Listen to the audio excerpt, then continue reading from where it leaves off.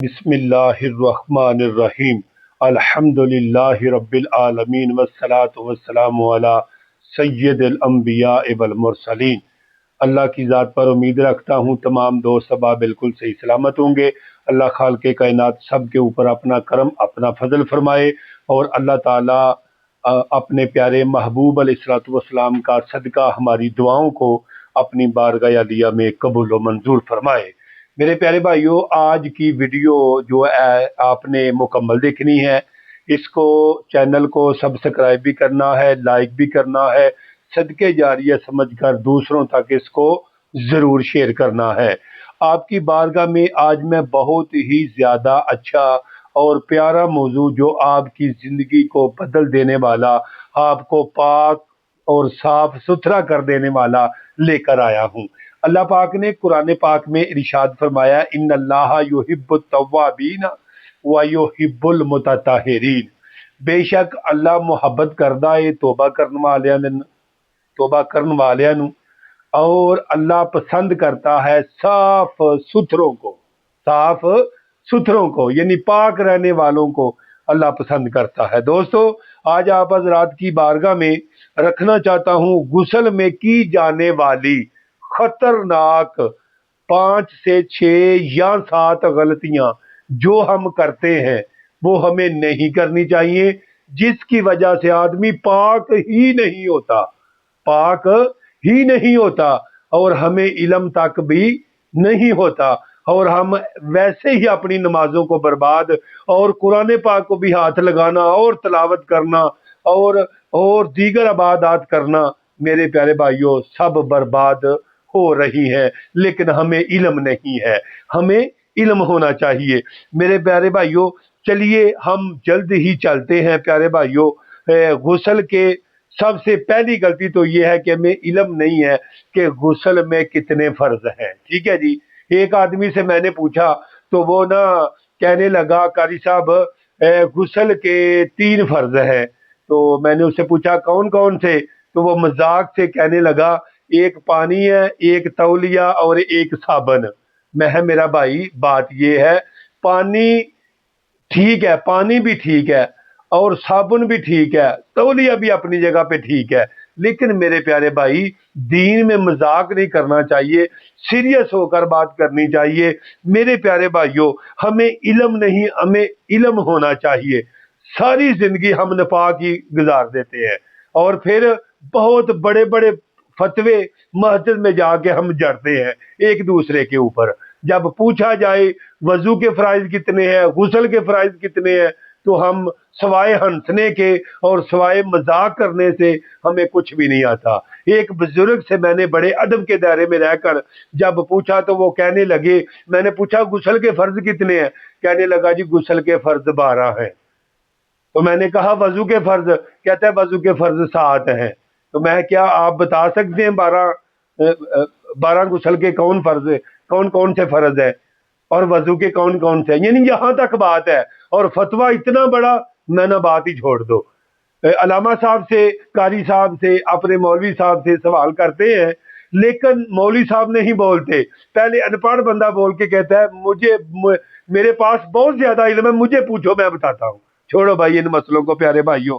سب سے پہلے وضو کے جو فرائض ہیں، ان میں سے پہلا فرض ہے منہ بھر کے اچھے طریقے کے ساتھ پانی کو گما کے گلے کی جو ہڈی ہے اس کے پورا تر ہونا چاہیے، اس کو کہتے ہیں کلی کرنا۔ اور دوسرا ہے ناک کی نرم ہڈی تک پانی پہنچانا۔ خطرناک غلطی یہ ہے کہ ناک کی نرم ہڈی تک ہم پانی پہنچاتے ہی نہیں ہے، اور یہاں پہ جو ناک سوکھ جاتا ہے، چپڑی بن جاتی ہے، اس کو بھی ہم صاف نہیں کرتے۔ اور پیارے بھائیوں، تیسرا فرض یہ ہے، پورے جسم وال برابر بھی جگہ خشک نہیں رہنی چاہیے۔ تو پیارے بھائیوں سنیے گا، یہ تو ہو گئے غسل کے 3 فرائض۔ ان کے علاوہ وال برابر بھی اگر جگہ خشک رہ گئی تو ہمارا وضو جو ہے غسل وغیرہ مکمل نہیں ہوگا، ہم ناپاک ہی رہیں گے۔ دوسری بڑی غلطی ہم یہ کرتے ہیں، یہ ناف کے اندر اپنی گیلی انگل کو نہیں گھماتے۔ بھائی پانی ہمارے پاس ہے، یہاں سے پانی پھینکتے رہے، یہ شہادت والی انگل یا मतलब अच्छे तरीके के साथ गोल करके इसको नाव के अंदर पानी पूरा पहुंचाना चाहिए। प्यारे भाइयों, तीसरी बड़ी गलती हम ये करते हैं कि जिन जिन भाइयों की दाढ़ी घनी है ना, उनको भी अच्छे तरीके के साथ, अगर वजू है ना, वजू में अगर आपकी दाढ़ी घनी है तो कोई बात नहीं, अगर आपने ऊपर से किया है और जो है ना इस तरह यानी कि खलाल कर लिया उंगलों में, उंगलों के साथ, तो ठीक है। लेकिन गुस्ल में मेरे प्यारे भाइयों तमाम जगह जो है ना मुकम्मल इसको करना है प्यारे भाइयों, मुकम्मल तार करना है, वाल बराबर भी जगह खुश्क ना रहे। चौथी बड़ी गलती है कि कानों के अंदर ये जो जगह है ना, ये हम तार करते ही नहीं है, ये गीली उंगल तार करते ही नहीं है बिल्कुल, और इसको साफ भी नहीं करते, इस पर पानी भी नहीं बहाते। और प्यारे भाइयों सुनिएगा, पांचवी बड़ी गलती है, औरतें भी करती हैं मर्द भी करते हैं प्यारे भाइयों। क्या? छल्ला पहना हुआ है, अंगूठी पहनी हुई है, ना उसको हिलाया ना उसको उतारा, वैसे ही पानी बहा दिया, बस ठीक है जी गुस्ल हो गया। नहीं प्यारे भाइयों सुनिएगा, सातवीं बड़ी गलती, लोग सवाल करते हैं क्या गुस्ल के बाद वजू करना कोई जरूरी है? मेरे प्यारे भाइयों, अगर आपने यानी कि अच्छे तरीके के साथ दोनों हाथों को धोया है, फिर सुन्नत के मुताबिक जो है मतलब वजू किया है, उसके 4 फर्ज भी अदा किए हैं प्यारे भाइयों, इसके बाद आपने यानी कि नाक की नरम हड्डी तक कुली भी की है, नाक की नरम हड्डी तक पानी भी बिछाया है, और इसके बाद आपने तमाम जिस्म को अच्छे तरीके के साथ 3 चुल्लू लेकर अपने सर पे भी डाले हैं, अपने जिस्म को भी अच्छे तरीके से मल के धोया है, तो फिर आप प्यारे भाइयों गुस्ल दोबारा वजू करने का कोई मकसद नहीं आपका, यानी कि आप कुरान भी पढ़ सकते हैं, नमाज भी पढ़ सकते हैं, ठीक है जी। इसके बाद मेरे प्यारे भाइयों, हाँ ये बात जरूर है, जब आपने गुस्ल कर लिया तो आप गुस्ल खाने से बाहर आए, जब आप बाहर आए तो आपकी हवा सर गई, ठीक है, हवा